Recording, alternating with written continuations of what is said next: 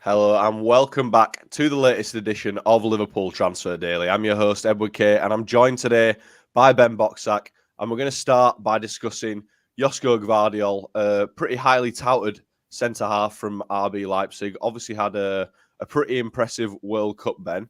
It's been revealed that he thinks of Liverpool as his dream club. First of all, Ben, did you see much of him at the World Cup and were you impressed? Yeah, I've been keeping my eye on him since his Dinamo Zagreb days, really.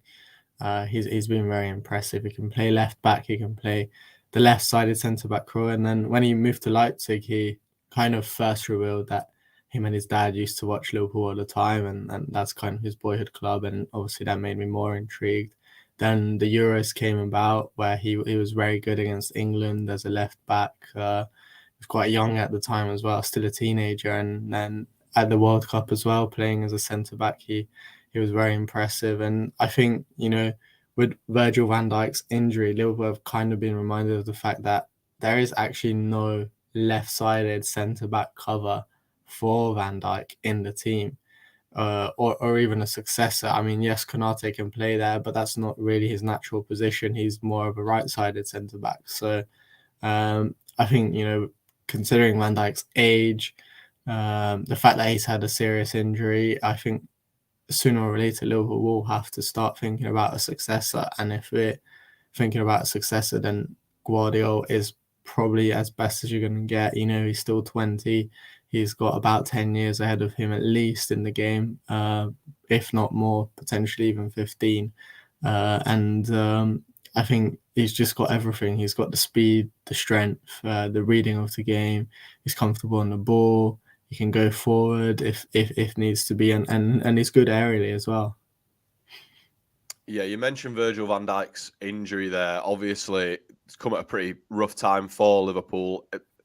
Gvardiol not going to be a cheap signing if the Reds were to go for him. He's been linked with a lot of top clubs. Most recently, I think he's getting pretty heavily linked with Chelsea. I mean, who isn't at the moment? But do you think with Van Dijk getting injured, and a lot of people not really sold on your Joe Gomez or Nat Phillips as centre-half backup coming into the team, do you think it's a move that Liverpool might actually be considering making?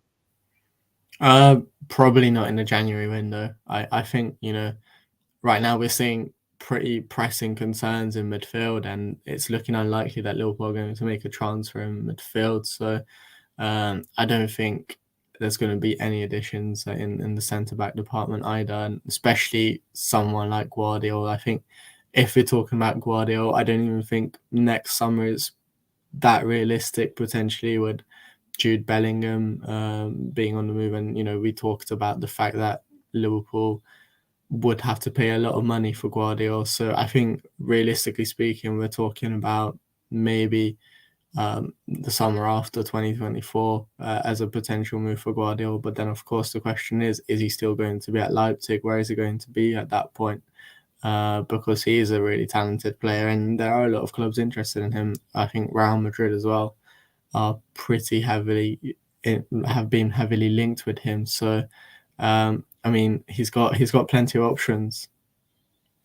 Yeah, it could turn out to be a bit of a frustrating situation for the club and for fans. It's probably one of those where, the likes of Manchester City, if a player that they like comes out and says that's their dream club, then that's pretty much it. They'll probably just go out, spend the money, and that'll be it. But like you say, it's probably going to be a little while before the Reds are looking to buy a new starting centre-back with all the problems they've got elsewhere.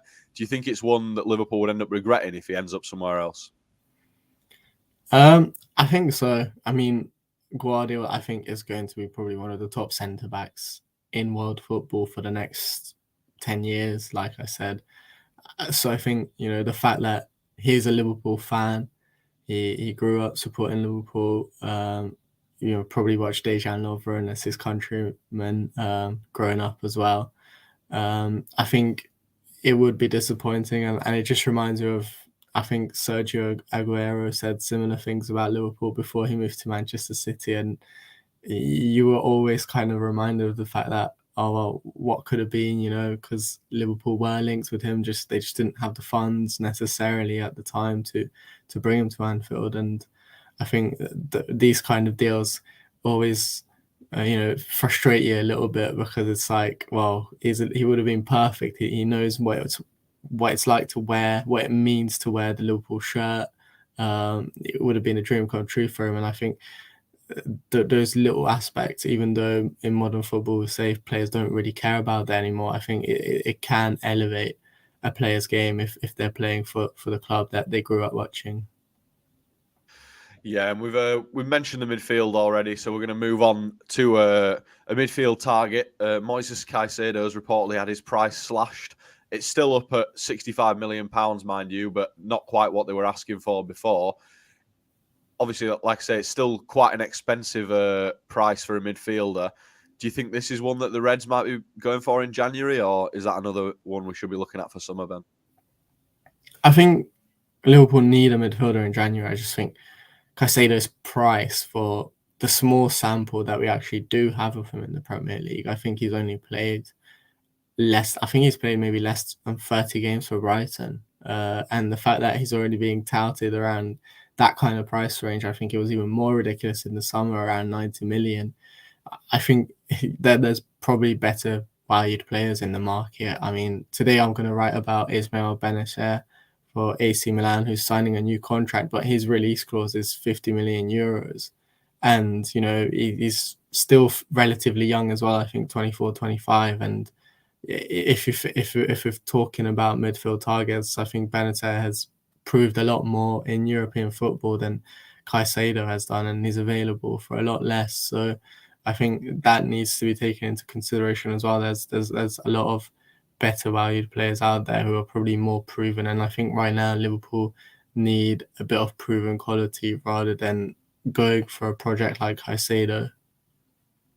Yeah, you mentioned there's a few players there that might be a bit higher on the priority list for solving Liverpool's midfield problems. I mean, not necessarily going to be the cheapest, but I can think of one standout name that's definitely going to be top of the list.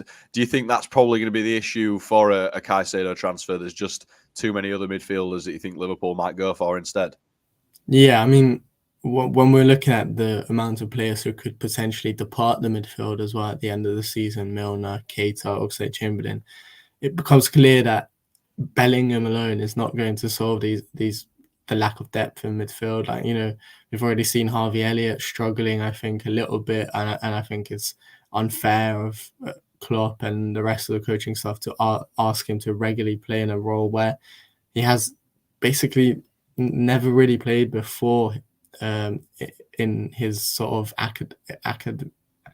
in his youth days. He hasn't really played there before, and I think because of that, he's always been an attacking midfielder or a right winger, and now he's being asked to play a box-to-box role, and I think it's really unfair of someone like Elliott to play there regularly. And I think it's clear that if Liverpool are to solve their problems, they need more than just Jude Bellingham. And it's not even guaranteed that Jude Bellingham is going to come to Liverpool, because he also has interest from other parties. And I think this January, Liverpool have to ask themselves the serious question is, would Jude Bellingham come to Liverpool if Liverpool finish in the Europa League? Because right now, in the current form, it's looking a lot likely that Liverpool are not going to make those Champions League spots if the problem keeps persisting in midfield. So I think regardless of whether Bellingham is coming in or not, Liverpool would have to invest in a midfielder in January.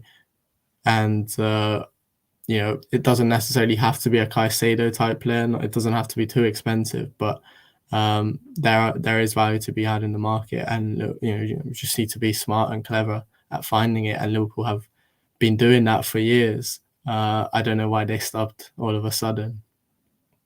Yeah, I think it will definitely be a tough ask getting Bellingham in the summer without Champions League football. Kumar in the comments there saying, should that happen, Caicedo might be our Jude Bellingham alternative. An interesting point there. But obviously Caicedo, a Brighton player, and it was revealed thanks to the FA Cup fourth round draw that should Liverpool manage to get past Wolves' second time of asking in the third round at Molineux, it'll be Brighton waiting for them in the next round. Obviously, that'll be two Premier League clubs played in a row in the FA Cup.